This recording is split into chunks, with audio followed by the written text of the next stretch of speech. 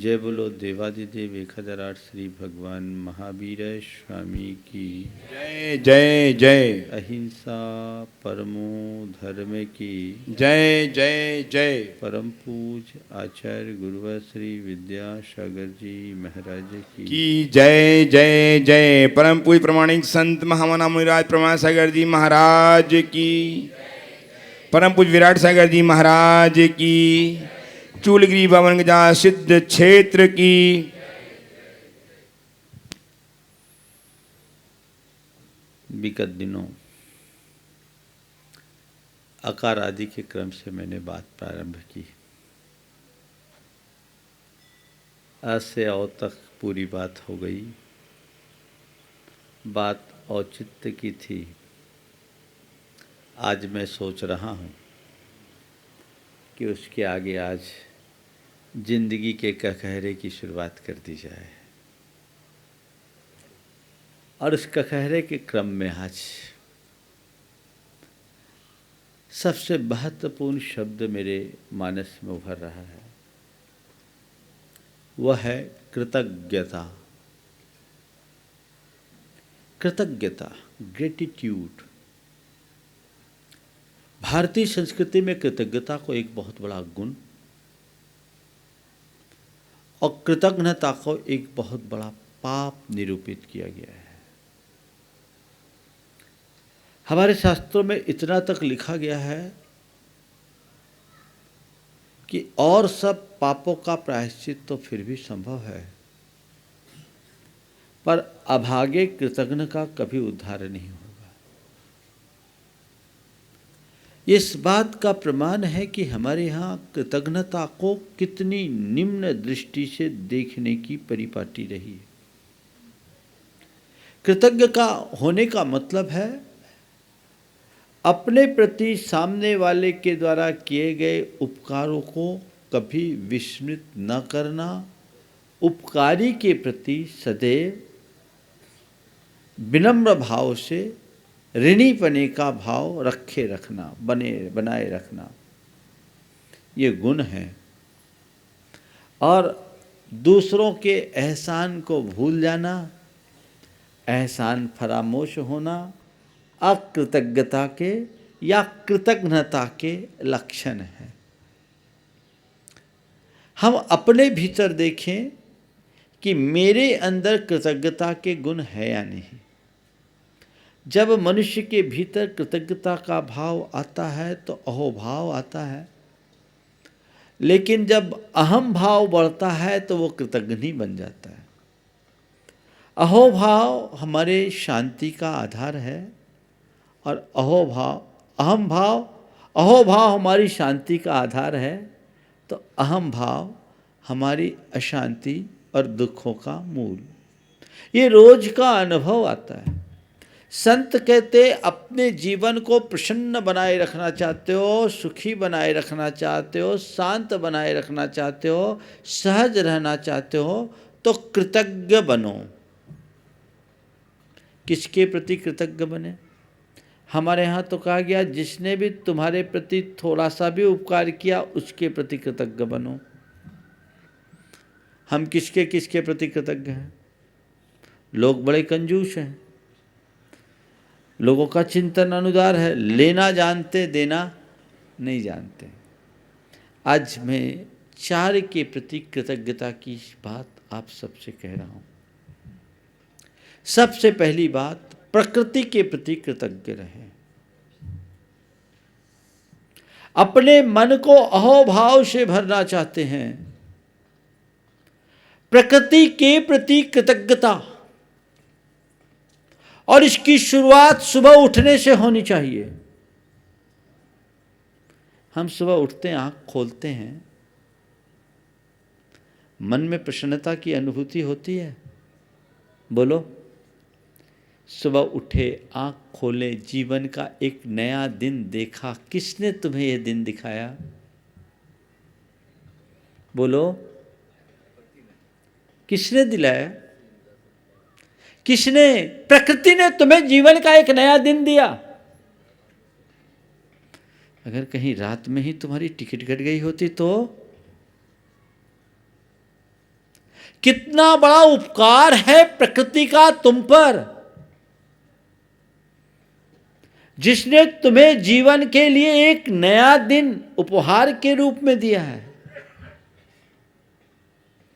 आंख खोलते समय कभी ऐसा महसूस हुआ, अहो बड़ा धन्य भाग है मेरा, कितने आनंद के क्षण हैं, कितना भाग्यशाली हूँ, कैसा पुण्योदय है मेरा कि आज मुझे प्रकृति ने एक नया दिन देखने का अवसर दिया। आज प्रकृति ने मुझे एक नया दिन देखने का अवसर दिया, मुझे जीवन का एक नया दिन देखने का सौभाग्य मिला। कभी मन में आया? उठते हैं और शुरू हो जाते हैं अहोभाव में भरने की जगह शिकायतें करने में। तुमने चाय नहीं बनाई, आज पेट ठीक नहीं हुआ, पानी गर्म नहीं रखा, ठंड है, कपड़े लगाओ मेरे। शुरुआत ही भुनभुनाहट से होती है, पूरे दिन भुननाते रहते हो। होता है क्या? प्रकृति के प्रति कृतज्ञता का भाव दर्शाओ। बोलो, तुम्हारे जीवन में प्रकृति की कोई भूमिका है या नहीं? महाराज, प्रकृति की ही भूमिका है, प्रकृति नहीं तो हमारी कोई भूमिका ही नहीं है। पर उसके प्रति कृतज्ञता दर्शाने के लिए तुम इतने कंजूस क्यों? वहां इतने अनुदार क्यों? सुबह से अहोभाव भरो। आहा, बड़ा भाग्यशाली हूं मैं, मुझे जीवन का एक नया दिन देखने को मिला। हे प्रकृति माँ, तेरे चरणों में कोटि कोटि प्रणाम। किन शब्दों में आभार व्यक्त करूं तेरा? तूने मुझे जीवन का नया दिन नहीं, मेरे लिए सर्वस्व दे दिया। तुझे कोटि कोटि धन्यवाद। हे प्रभु, हे परमात्मा, तुम्हारी कृपा से मुझे आज जीवन का नया दिन मिला। मुझे ऐसी शक्ति देना कि आज के दिन को मैं एक अच्छा दिन बना सकूं। मुझे ऐसी सामर्थ्य देना कि आज के दिन को मैं अच्छे तरीके से बिता सकूं। मुझे इतना सक्षम बनाना कि मैं आज का दिन बड़ा सकारात्मक तरीके से रह सकूं। मुझ में इतना नियंत्रण देना कि भावनाओं के बहाव में बहने से बच सकूं। अगर आपने ऐसी शुरुआत सुबह से की तो पूरा दिन मंगलकारी होगा। मुझसे एक बार किसी ने पूछा, महाराज आपको जब देखे तो ऐसी बड़े प्रसन्न दिखते हैं, इसका राज क्या? जब देखें आप बड़े प्रसन्न दिखते हैं, हंसते ही रहते हैं, आपके चेहरे पर मुस्कुराहट रहती है, इसका राज क्या? मैंने कहा क्या चाहते हो मैं रोऊं? नहीं महाराज ऐसा नहीं है। मैंने पूछा क्या चाहते हो मैं रोऊं? नहीं महाराज ये नहीं, मैं जानना चाहता हूँ कि आपके चेहरे पर ऐसी सहज मुस्कान क्यों रहती है। मैंने कहा भाई देख, मैं सबसे पहली बात जो मैं रोज़ प्रयोग करता हूँ, आपको मेरे चेहरे की प्रसन्नता देखनी हो ना, तो जिस समय मैं उठता हूँ उस समय देखना। पर उसके लिए आपको मेरे पास सोना होगा, और सो नहीं पाओगे, जगना होगा, क्योंकि मैं कब उठ जाता हूँ मुझे ही पता नहीं रहता। लेकिन उस समय मेरे हृदय में जो प्रसन्नता की लहर उत्पन्न होती, आहा, जैसे मैंने कोई बहुत बड़ी निधि पाली है। और सच में जीवन से बड़ी निधि तुम्हारे जीवन में और किसकी है कोई? जिसने तुम्हें इतनी बड़ी निधि दी और उसके प्रति तुम्हारे मन में कोई अहोभाव नहीं, कोई कृतज्ञता का भाव नहीं, तो तुमसे बड़ा कौन होगा? बोलो बोलो, क्या हो गया? हाँ, अब हम क्या कहें, आप ही लोग जान रहे क्या है। अपने मुंह से अपने आप को गरिया लो जितना गरियाना, मैं तो बोलूंगा नहीं। क्या है, हम कितने अभागे हैं। सोचिए, अपने हृदय को प्रसन्नता से भरिए। 24 घंटे हम सांस ले रहे हैं, छोड़ रहे हैं, पता ही नहीं लगता कब श्वास ले रहे हैं और कब छोड़ रहे हैं। प्राणवायु का हमारे जीवन में कितना महत्वपूर्ण स्थान है, इसका आभास तब होता है जब सांसें उखड़ने लगती है। आती जाती तब कोई पता नहीं, फिर तो कहते हैं ऑक्सीजन की कमी, ऑक्सीजन लो, सांस रुक रही है तुरंत जाओ। अरे भाई, इसमें किसने साथ दिया? प्रकृति ने। तो प्रकृति के प्रति कृतज्ञ बनने का मतलब है प्रकृति को धन्यवाद दो और प्रकृति की सुरक्षा के लिए संकल्पित हो, समर्पित रहो। प्रकृति में किसी प्रकार की विकृति उत्पन्न मत होने दो। ये मनुष्य का धर्म है। तो पहली शुरुआत अपने जीवन की कीजिए कृतज्ञता से, और वो कृतज्ञता व्यक्ति से नहीं, प्रकृति से। हमारा उसके साथ तादात्म्य संबंध होना चाहिए, जुड़ाव होना चाहिए, भावनात्मक जुड़ाव होना चाहिए। और प्रकृति हमें सिखाती है, हम तो मनुष्य हैं। कहा जाता है प्रकृति भी मनुष्य के प्रति कृतज्ञता रखती है। प्रकृति भी मनुष्य के प्रति कृतज्ञता रखती है। एक पेड़, बड़ा सारा पेड़ था, उससे किसी ने पूछा कि तुम खुद धूप में रहते हो, तपते हो, लोगों को छाया देते हो, लोग तुम्हें पत्थर मारते हैं, तुम उनको फल देते हो, आखिर मनुष्यों का ये व्यवहार तुम क्यों सहते हो? आखिर मनुष्य ने तुम्हें दिया क्या? और जब मौका पड़े तुम्हें काट भी डालते, जला भी देते, सूखने के बाद भी जला देते हैं, तुम इनके साथ क्या करते हो? पेड़ ने कहा तुम्हें पता नहीं, इन मनुष्यों का मुझ पर बड़ा ऋण है, क्योंकि आज मैं छाया देने लायक बना हूँ तो उसी की कृपा से बना हूँ, क्योंकि कभी उनने मुझे लगाया और बचपन में मुझे पानी पिलाया। उनका ऋण है मुझ पर कि इनने कभी मुझे लगाया, मुझे पानी पिलाया, इसलिए पेड़ तुम्हें छाया दे रहे हैं। और तुम पेड़ से ले रहे हो, दे क्या रहे हो? ले तो सब कुछ रहे हो, दे क्या रहे हो? बंधुओं, कृतज्ञता से ही प्रेम और आत्मीयता का भाव विकसित होता है। कृतज्ञता तो मनुष्य को बहुत दूर ले जाती है। नारियल के पेड़ से किसी ने पूछा कि तुम अपने अंदर पानी क्यों रखते हो? नारियल के पेड़ से किसी ने पूछा कि तुम अपने अंदर पानी क्यों रखते हो? तो नारियल ने कहा कि तुम्हें पता नहीं, जब मैं छोटा था तो आदमियों ने हमें बहुत पानी पिलाया। जब मैं छोटा था तो मनुष्यों ने मुझे बहुत पानी पिलाया है, उनका ऋण मेरे ऊपर चढ़ा है। उस ऋण के भार को उतारने के लिए मैं अपने माथे पर पूरे जीवन ये मंगल कलश लेकर के भरा खड़ा रहता हूँ कि उसके ऋण को चुकाऊं। प्रथम वैशी पीतम तोयमल्पमपि स्मरन्तः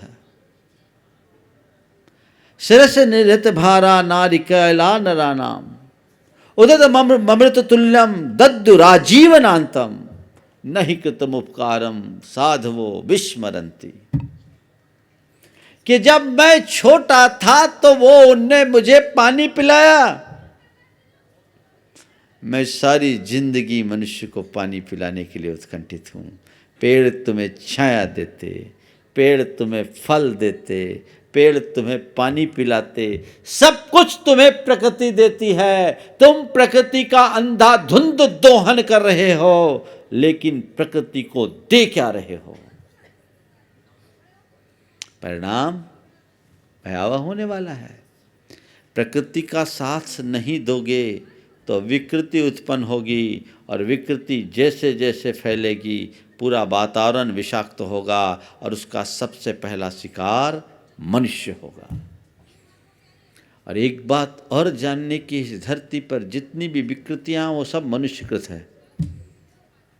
संसार के सारे प्राणी अपनी प्रकृति की सीमा का उल्लंघन नहीं करते,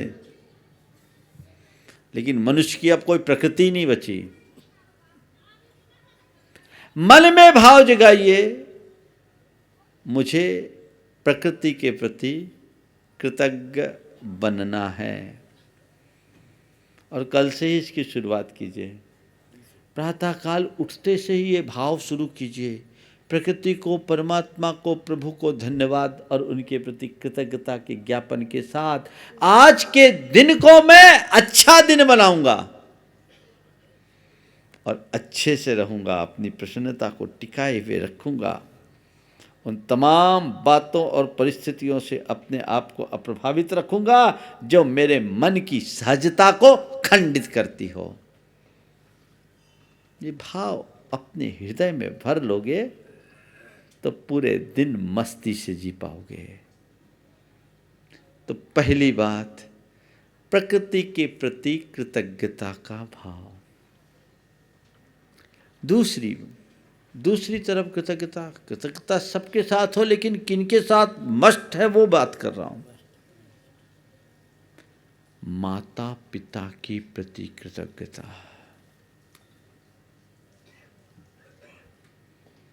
आज हम जो कुछ है किसकी कृपा से है? हाँ, लगता है कि मेरे जीवन के निर्माण में मेरे माँ बाप का भी कोई रोल रहा है, उनकी भी कोई भूमिका रही है। उनके प्रति कृतज्ञता। आजकल के पढ़े लिखे छोरों की हालत बड़ी खराब है। वो भी अब माँ बाप की उपकार को उपकार नहीं गिनते। उन्हें सोचना चाहिए। एक दिन एक बेटे के व्यवहार से तंग आकर माँ ने कहा कि बेटा तू किससे बात कर रहा है? मैंने तुझे जन्म दिया, मैं तेरी माँ हूं, पाल पोस कर बड़ा किया, तो किससे बात कर रहा है? थोड़ा तो सोच। बेटा तो अपने पैसे के अहंकार में मस्त था। उसने कहा ठीक, ये डायलॉग देना बंद कर। तूने मुझे जन्म दिया है तो क्या मुझ पर एहसान कर दिया? तूने मुझे जन्म दिया तो क्या एहसान कर दिया? तूने मुझे जन्म दिया, पाल पोस कर बड़ा किया, ठीक है, उसके एवज में बता तुझे कितना पैसा लेना। माँ ने कहा बेटा ठीक, तू पैसा ही देना चाहता है तो मैं तुझसे इतना ही पूछती हूँ, मैंने तुझे 9 माह तक पेट में रखा, सोच ले उस 9 माह का किराया कितना होता है, हिसाब लगा लेना। तुझे जन्म दिया उस घड़ी मैंने अपार प्रसूति की वेदना सही, तब तुझे जन्म दे पाई, नहीं तो तू पेट से ही परलोक पहुंच गया होता। सोच ले तुझे उसका क्या मूल्य चुकाना है। मैंने तुझे दूध पिलाया, कितना दूध पिया तुझे पता नहीं, पर उस दूध का हिसाब लगा ले। तुझे तो गणित आती है, मुझे गणित नहीं आती, देख ले उस दूध की क्या कीमत है। मैंने तुझे खिलाया पिलाया नहलाया धुलाया, बीमार पड़ने पर तेरा उपचार कराया, उसका तो हिसाब देख ले। तेरे पास कोई हिसाब है? आज तू 25 बरस का हो गया है, तेरे अब तक के जीवन में जो कुछ भी मैंने किया तो हिसाब देख, और अगर लगा सके तो लगा। बेटे से कुछ कहते नहीं बना।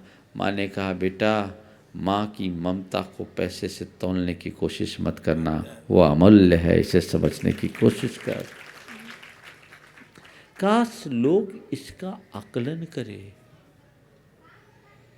उनके प्रति भी अकृतज्ञता का भाव। आजकल तो कई दंपति, कई लोग मेरे पास आए जो कहते हैं एक ही बेटा है, अब बेटा 30 बरस का हो गया, वो अपने बाप से कहता पापा आप 60 बरस के हो गए, 65 बरस के हो गए, आप तो सब मुझे अधिकार दो, मुझे राइट दो।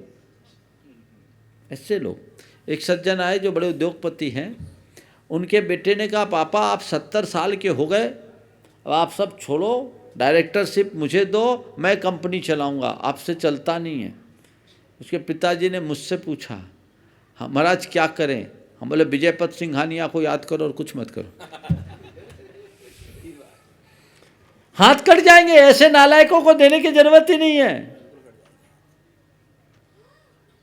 थोड़ा समझो। और एक ऐसे भी पिता मिले जिसके बेटे ने कहा कि मुझे ये चाहिए, मुझे ये दीजिए। पिता ने कहा तेरा है क्या जो दूं? गजब, एकदम छूटते ही कहा, ये पेरेंटिंग होती है। तेरा है क्या जो दूं?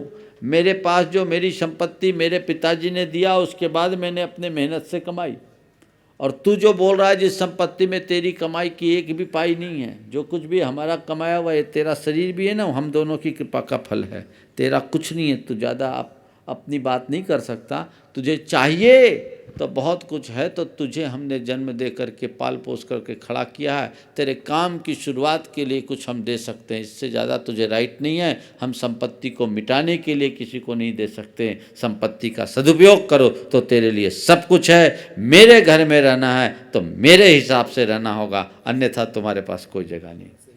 बेटा सुट्ट रह गया। वो ज़्यादा हवाई ख्वाब देखता था, बड़े बड़े घरानों से उसके संपर्क थे, तो वो अपने पिता को चाहता था कि मैं भी वैसे ही चलूँ, ऐसे घरानों से जिनके बच्चे महीना में 2 बार यूएस घूम के आ जाए। बोले वो चीज़ हमारे घर में नहीं चलेगा। समर्थ थे, लेकिन मान गया कि ये एक तरीका होता है।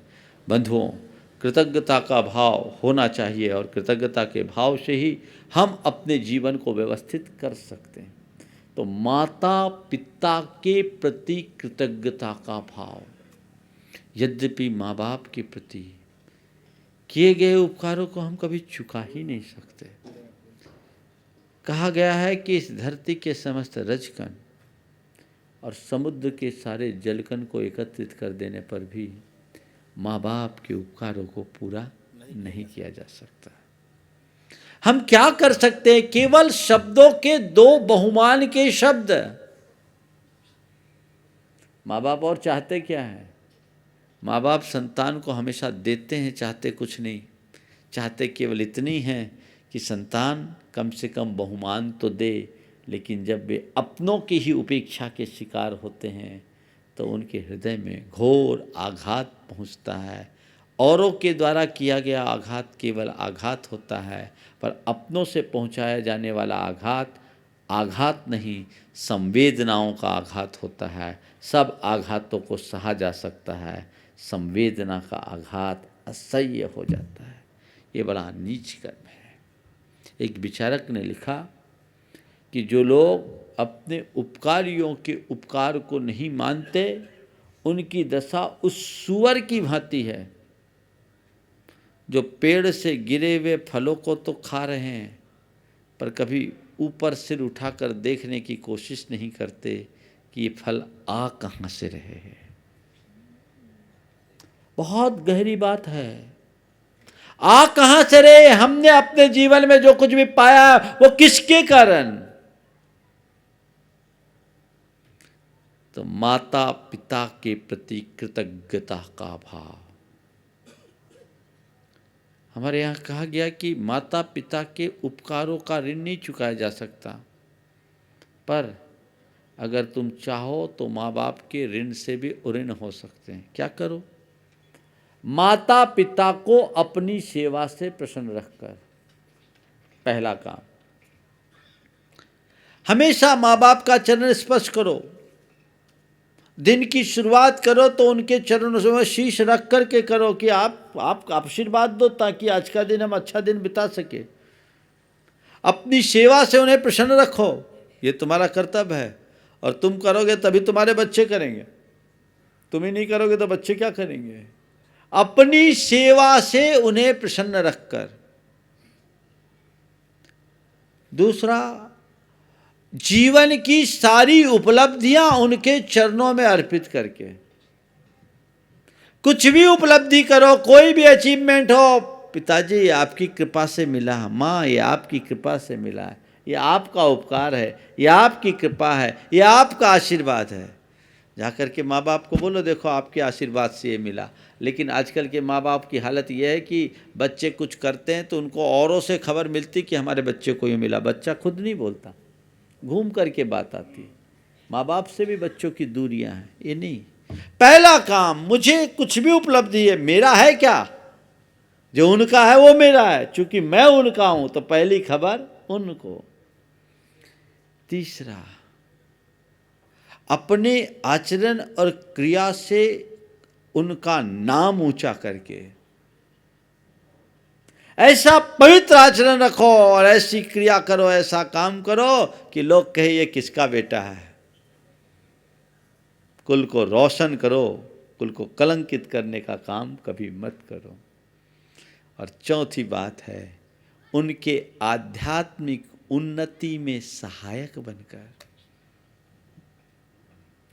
अगर माता पिता ने अपना सारा दायित्व पूर्ण कर लिया और तुम योग्य और समर्थ बन गए हो, तो ये तुम्हारी जवाबदारी होती है कि तुम उनके आध्यात्मिक उन्नति में सहयोगी बनो, बाधक मत बनो, सहायक बनो। हाँ ठीक है, आप कीजिए, अब आपका यही काम बचा है, हम आपके लिए तैयार खड़े हैं। नहीं आप चले जाओगे तो हमारा क्या होगा, तैयार है। उनके धर्म ध्यान में सहायक बनो। माँ बाप अगर बुजुर्ग होने के बाद व्रती बन जाए तो उन्हें इस बात की चिंता नहीं करना पड़े कि हम अगर हमारा शरीर थक जाए तो कौन निभाएगा। अरे आखिरी सांस तक न हम केवल निभाएंगे, आपकी समाधि भी उत्तम रीति से कराएंगे, ये मेरा कर्तव्य है ऋण उतारने का। और व्रती बन जाओगे, हमसे नहीं होगा, सोच समझ करके व्रती बनना। अब व्रतियों की बात तो जाने दो, अब व्रतियों को पानी पिलाने वाले लोग कम मिल रहे हैं। और विडम्बना देखो, मरने के बाद श्राद्ध करते हैं, जीते जी श्रद्धा नहीं है। जीते जी श्रद्धा नहीं, मरने के बाद श्राद्ध।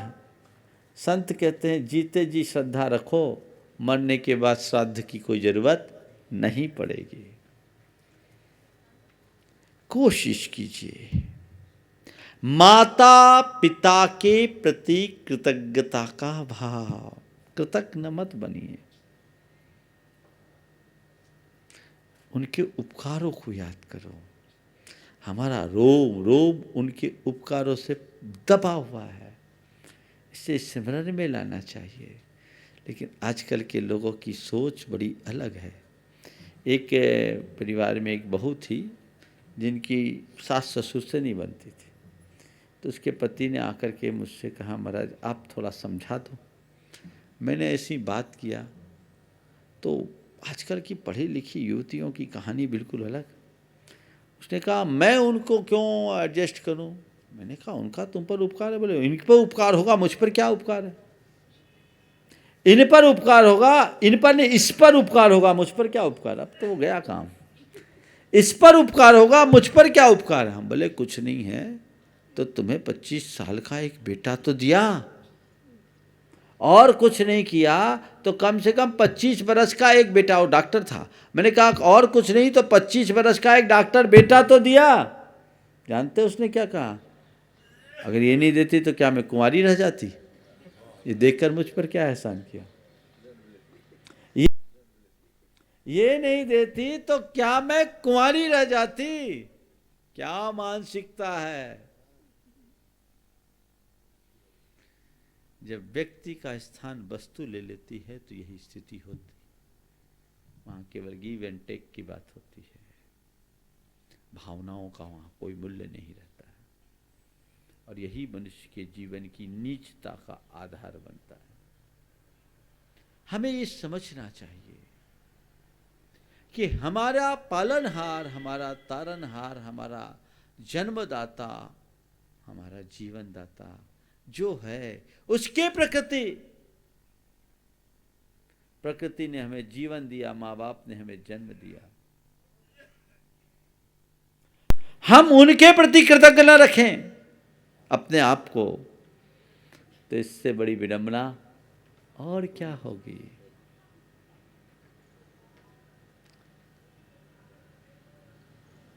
तीस साल का युवक अपने 1.5-2 साल के दूध पीते बच्चे को गोद में लेकर घर के आंगन में बैठा था। इसी बीच बाजू में लगे एक पेड़ पर एक कौवा आकर बैठा। बच्चे ने पूछा, पापा ये क्या है। पिता ने कहा, बेटा कौवा है। थोड़ी देर बाद फिर बच्चे ने पूछा, पापा ये क्या है। पिता ने उतने ही प्रेम से कहा, बेटा कौवा है। फिर पूछा, पिता ये क्या है। बोले कौवा है।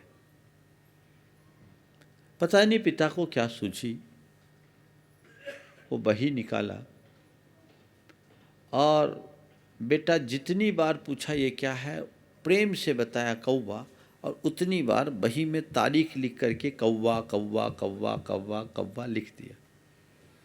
उतनी बार कौवा लिख दिया। हो गई बात। अब बच्चा बड़ा हो गया, पढ़ लिख कर योग्य हो गया। बच्चा बड़ा हो गया, पढ़ लिख कर योग्य हो गया। अब धीरे धीरे जब पिता बूढ़ा हुआ, 60 वर्ष का हो गया, तो बच्चा अपने पिता को पिता कहने की जगह बुढ़ा कहना शुरू कर दिया। हर शब्द में उसका अपमान, तिरस्कार, अवहेलना और अवज्ञा। पिता चुपचाप सुन के रह जाता, कड़वा घूंट पीता, पर कुछ उपाय नहीं था, क्योंकि वो अपने शरीर से भी थोड़ा लाचार था और सारा कारोबार बेटे के हाथों में था। एक दिन उसी आंगन में पिता बैठा था, भोजन का समय था।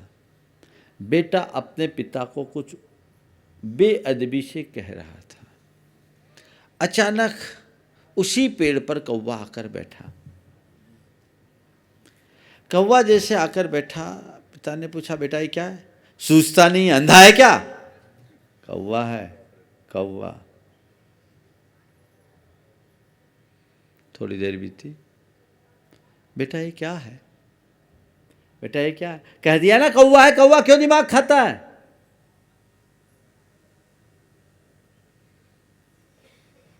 फिर थोड़ी देर बाद, बेटा ये क्या है? लगता है दिमाग में भूसा भरा पड़ा है, पूरा पागल बना हुआ है। अब तो लगता है इसे ग्वालियर ले जाना पड़ेगा। कह दिया ना कौवा है, कौवा, फालतू दिमाग क्यों चाटता है? थोड़ी देर, बेटा अमुक सन की बही लेकर आना। बेटा फौरन बही निकालने के लिए गया और बही बाप के आगे रखते हुए कहा, ले, इसमें किसी का कुछ लेना देना है तो बता, फालतू दिमाग मत चाट। पिता ने बही खोला और देखा तो 7 पन्ने कौवा कौवा कौवा कौवा से भरे पड़े थे। बोले, अरे ये क्या, मुझे क्या मालूम कि पहले ही से गोबर गणेश थे,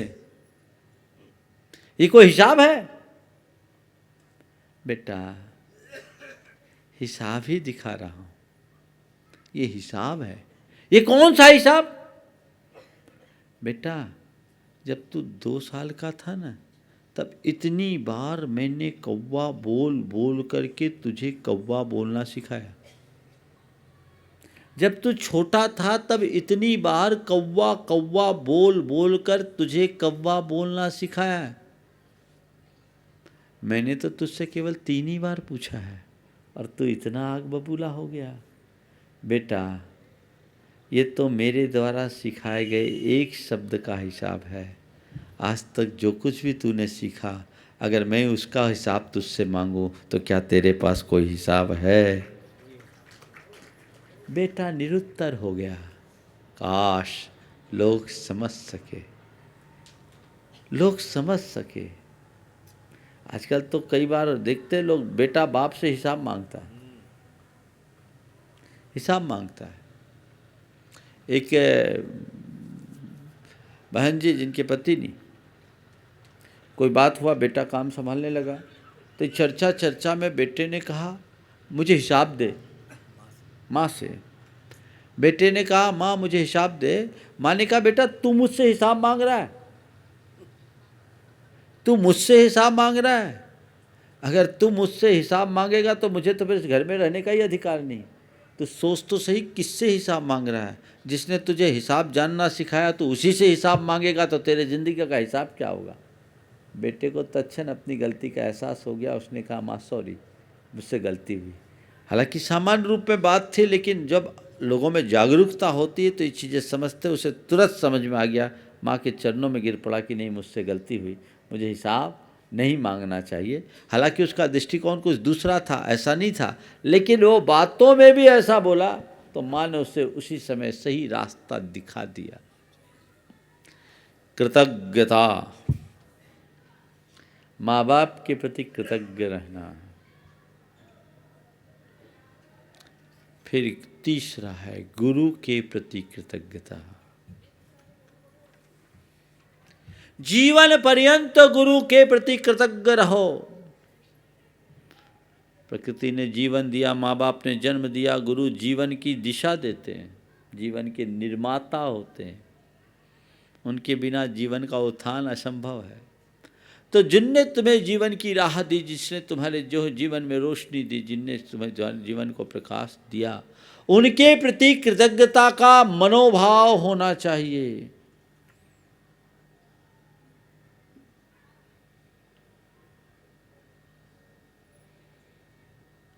कहते हैं समुद्र को शाही बनाओ, पर्वत को कलम बनाओ, सब वन की लकड़ी को कलम बनाओ और धरती को कागज बनाओ, तो भी गुरु के उपकार को लिखा नहीं जा सकता। वो गुरु का स्थान हमारे हृदय में क्या है, ये देखना चाहिए।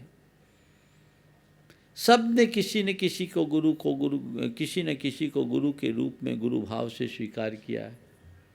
तुम गुरु से पाते तो बहुत कुछ हो, चाहते भी बहुत कुछ हो,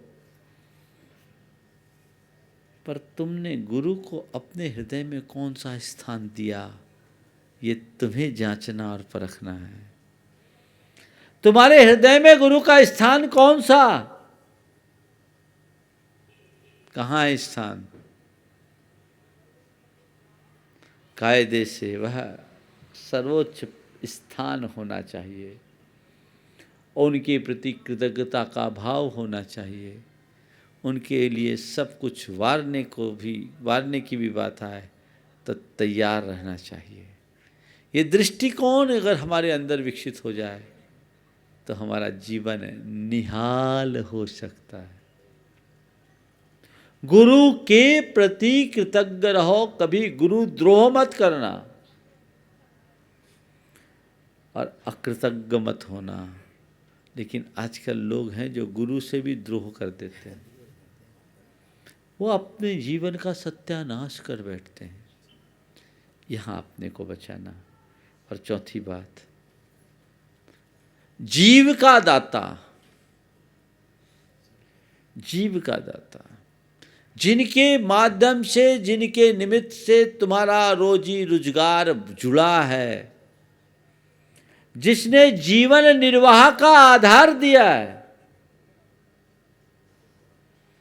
उसके प्रति कृतज्ञ रहना। उसके उपकारों को कभी मत भूलना। आजकल लोग हैं उसको भूल जाते हैं।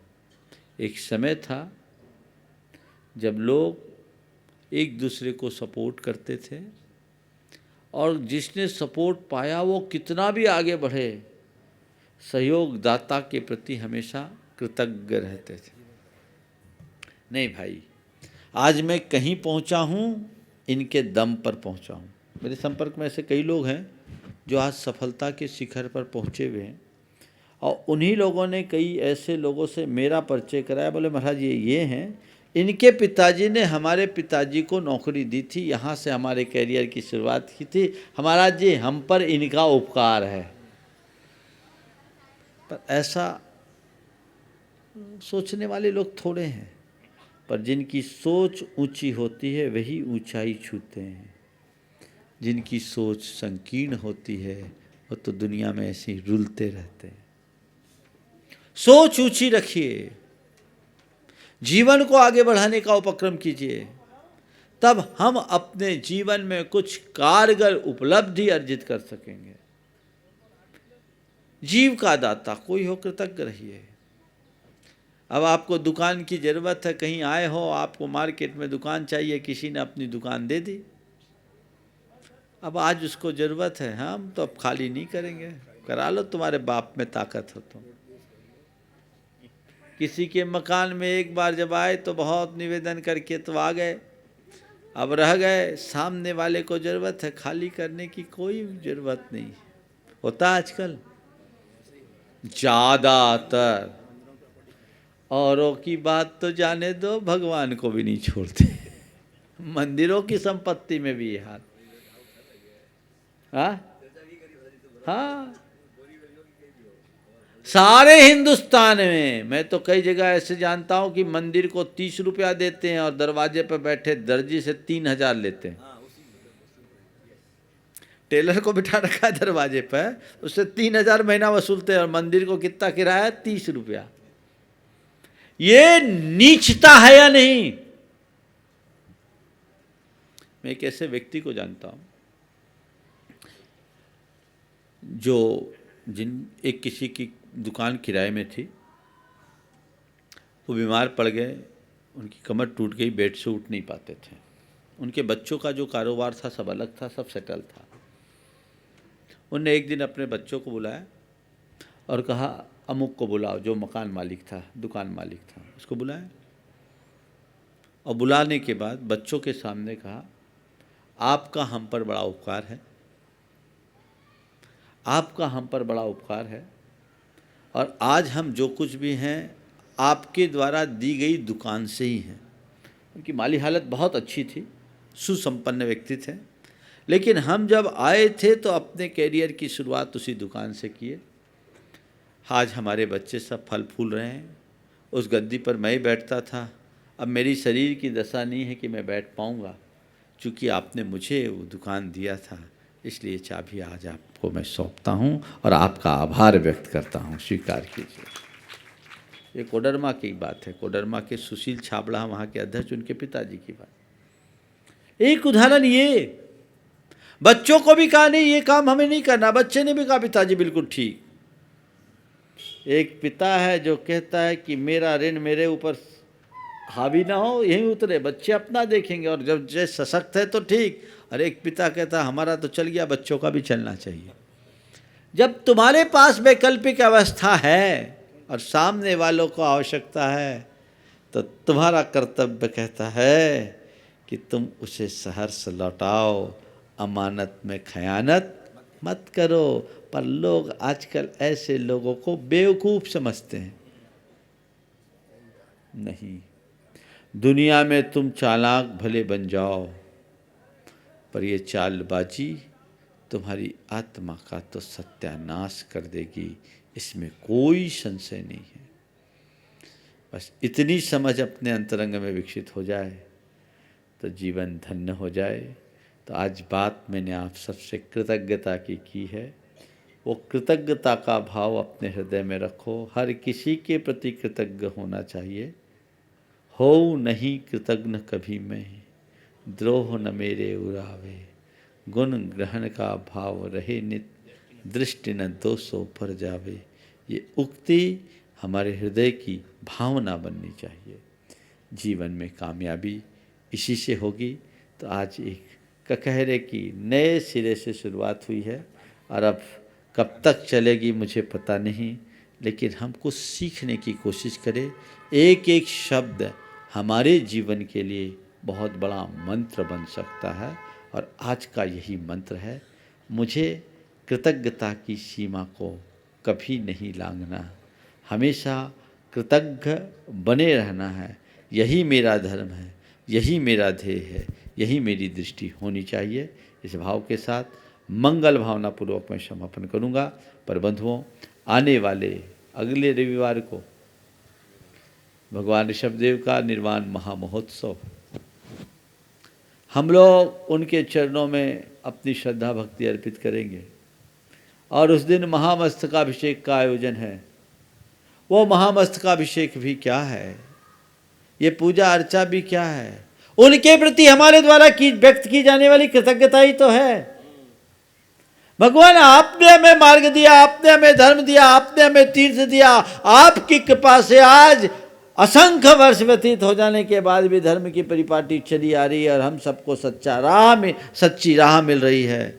हम आपके आभारी हैं। आपके लिए हमारे पास कोई शब्द नहीं है, और यही कृतज्ञता का भाव श्रद्धा में परिवर्तित होती है, और श्रद्धा आगे चल करके भक्ति बन जाती है, जो भक्ति का अवसर आप सबके सामने आया है। इस अवसर का लाभ आप सबको उठाना चाहिए और भरपूर लाभ लेना चाहिए। मुझे बड़ी प्रसन्नता है कि प्रमुख सारे कलशों की तो सुनिश्चितता हो ही गई, और बहुत सारे लोगों ने अपने अपने कलश आरक्षित करा लिए। अगर उनकी सूची हो तो अभी उसकी सूचना लोगों को दे देनी चाहिए। और ये जो लोग अपने कलश आरक्षित कराए हैं उन सब की सूचना यहाँ पर दी जाए और आगे भी जिनको कलश आरक्षित करना शीघ्राति शीघ्र करे। मैं सभी लोगों को कहना चाहूँगा, जिनके पास अनुकूलता है वो इस अवसर को न खोएं और किसी मजबूरीवश ना आ सके तो कम से कम किसी के हाथों अपना कलश तो ढुलवा ही दें कि भैया मैं नहीं तो मेरी ओर से सही, पर ये पुण्य मुझे नहीं छोड़ना है। ये मस्तकाभिषेक का अभूतपूर्व अवसर है, इसका मुझे लाभ उठाना है। मंगल भावना के बाद शेष समय में जो हों उनके नामों की घोषणा यहाँ से कर दी जाए। मेरे साथ आप सब मंगल भावना बोलेंगे। मंगल मंगल होय जगत में सब मंगल में होय। मंगल मंगल होय जगत में सब मंगलमय हो। इस धरती के हर प्राणी का मन मंगलमय हो। इस धरती के हर प्राणी का मन मंगलमय हो। कहीं क्लेश का लेश रहे ना दुख कहीं भी हो। कहीं क्लेश का लेश रहे ना दुख कहीं भी हो। मन में चिंता भय न सतावे रोग शोक नहीं हो। मन में चिंता भय न सतावे रोग शोक नहीं हो। नहीं बैर अभिमान हो मन में क्षोभ कभी नहीं हो। नहीं बैर अभिमान हो मन में क्षोभ कभी नहीं हो। मैत्री प्रेम का भाव रहे नित मन मंगलमय हो। मैत्री प्रेम का भाव रहे नित मन मंगलमय हो। मंगल मंगल होय जगत में सब मंगलमय हो। मंगल मंगल होय जगत में सब मंगलमय हो। इस धरती के हर प्राणी का मन मंगलमय हो। इस धरती के हर प्राणी का मन मंगलमय हो। मन का सब संताप मिटे अरु अंतर उज्ज्वल हो। मन का सब संताप मिटे अरु अंतर उज्ज्वल हो। राग देश और मोह मिट जाए आत्म निर्मल हो।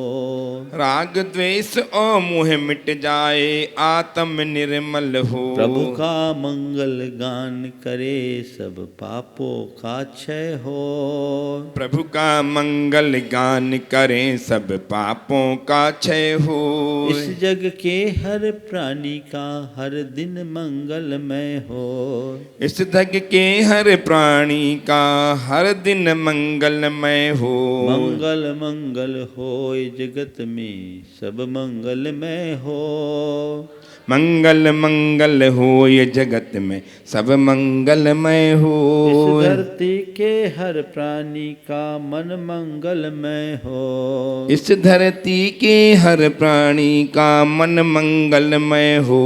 गुरु हो मंगल प्रभु हो मंगल धर्म सुमंगल हो। गुरु हो मंगल प्रभु हो मंगल धर्म सुमंगल हो। मात पिता का जीवन मंगल परिजन मंगल हो।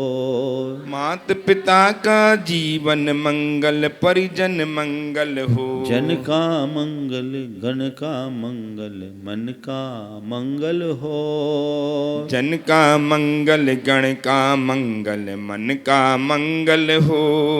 राजा प्रजा सभी का मंगल धरा धर्ममय हो।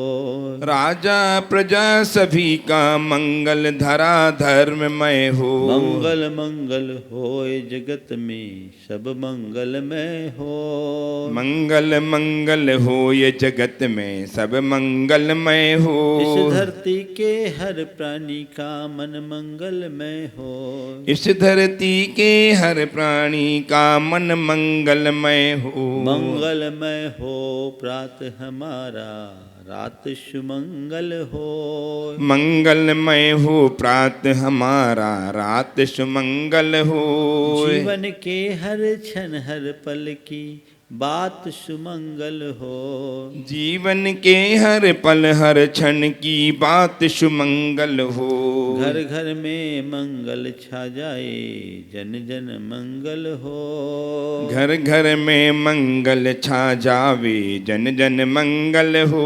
इस धरती का कण कण पावन ओ मंगलमय हो। इस धरती का कण कण पावन ओ मंगलमय हो। मंगल मंगल होय जगत में सब मंगलमय हो।